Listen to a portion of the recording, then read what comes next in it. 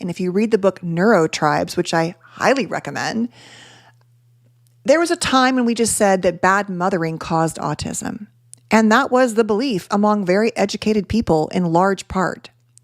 So it's really important that you don't hold any one of us up to anything, like they're saying one thing, so it's all true, that we hold space that we don't yet know a lot.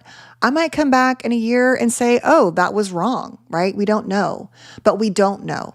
So to say it's dangerous to talk about this, to say whatever, it's sort of a joke. It's like there aren't that many resources for people with autism anyway.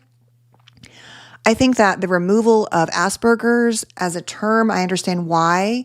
I understand why for so many reasons, but it's easier for people. If I made a video and I said, oh, I have Asperger's and complex trauma, I think that because of the lack of awareness and understanding and education, that would be received differently, for example, than something like autism and complex PTSD.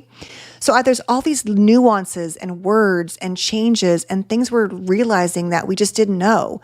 And that's really important. But to hold that if the brain changes, the neurodivergencies of trauma and childhood trauma and autism are similar, right there we've got an issue, right? And the core of those, I really believe, goes to, it seems like the biggest piece is the nervous system for both of them. And that's in part why a lot of trauma treatments can be helpful for those with autism. The problem is there are places where it's not going to work enough. So things like grounding, really helpful, but other parts we might get some trauma worked through, but not understand the underlying pieces.